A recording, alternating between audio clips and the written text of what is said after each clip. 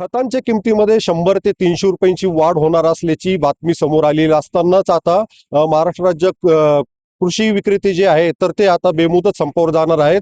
मी आता लासलगाव येथील एका खत विक्रेत्याच्या दुकानात आलेला असून या ठिकाणी आपण पाहू शकतात का एकूण विविध 9 मागण्यांसाठी जे तर हे खत विक्रेते 27 एप्रिल पासून बेमुदत संपावर जाणार आहेत आणि कुठेतरी आता शेतकऱ्यांच्या अडचणीमध्ये या ठिकाणी वाढ होणार आहे. त्याच्यामुळे आपण या ठिकाणी जे कृषी विक्रेते आहेत तर त्यांच्याशी आपण बातचीत करणार आहोत. एकूण तुम्ही कोणकोणत्या मागण्यांसाठी या ठिकाणी बेमुदत संपावर जात आहे आणि तुमची पुढची भूमिका काय असणार?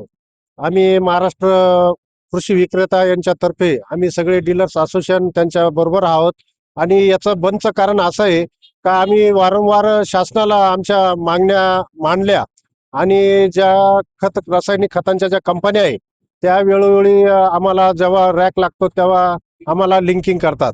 याचं कारण असं आहे का आम्ही जर एक 10 टन माल घेतला तर त्याला 2 टन हा लिंकिंग माल घ्यावा लागतो.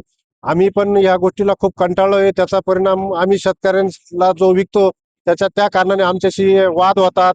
आम्ही पण खूप वैतागून गेलोय आणि अनेक शासन जाचं काठी काढीत आहे.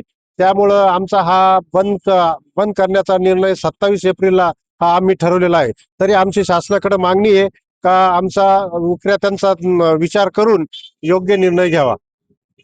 एकंदरीत पाहता जे काही खतामध्ये जी लिंकिंग कंपन्यांकडून केली जात आहेत त्याचबरोबर शासनाच्या काही जाचकाठी आहेत तर ह्या निषेधार्थ या ठिकाणी जो बंद पुकार 27 एप्रिल पासून या ठिकाणी जो बंद पुकारलेला आहे त्यामध्ये लासलगाव येथील जे खत विक्रेते असतील पेस्टिसाइड विक्रेते असतील हे सहभागी होणार आहेत. उमेश पारिक, TV9 मराठी, लासलगाव, नाशिक.